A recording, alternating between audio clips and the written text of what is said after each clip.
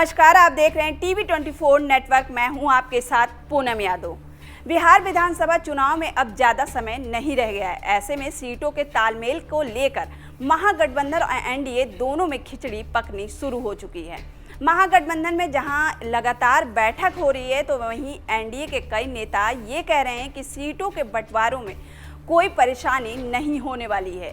लोकसभा चुनाव की ही तरह विधानसभा चुनाव में भी हम लोग बैठकर तय कर लेंगे। हालांकि क्या ये इतना आसान होगा, ये समझने वाली बात होगी।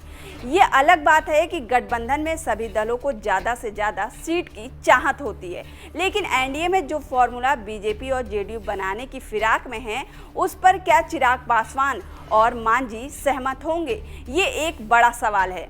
आपको बताते चले कि अभी बिहार विधानसभा चुनाव को लेकर सीट शेयरिंग पर एनडीए में कोई औपचारिक बैठक नहीं की गई है, लेकिन बीजेपी सूत्रों के अनुसार जो फॉर्मूला तय हो सकता है उसमें 243 सीटों में 102 seat BJP, 102 seat JDU, 28 seat Chirag Paswan की पार्टी, जीतनराम मांझी की पार्टी को 7 सीट और उपेंद्र कुशवाहा को 4 सीट मिल सकती है।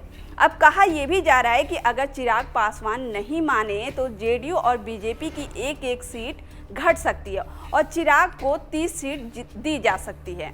वहीं सवाल अब ये भी उठने लगा है कि क्या चिराग पासवान 30 सीट पर भी मान जाएंगे। पार्टी की ओर से ये तय हो चुका है कि एनडीए की बैठक होगी तो उसमें पार्टी 70 सीट की डिमांड करेगी और लिस्ट भी जारी करेगी। वहीं बीजेपी सूत्रों का कहना है कि एलजेपी हर हाल में 40 सीट लेने का दबदबा बनाई हुई है, लेकिन अगर 40 पर बात नहीं बनी तो कम से कम 35 सीट तो अवश्य ही ले लेंगे। 35 सीटों से नीचे एक भी सीट कम नहीं लेने का निर्णय भी किया गया है। कहा जा रहा है कि 35 सीट से नीचे हम लोग नहीं मान सकते।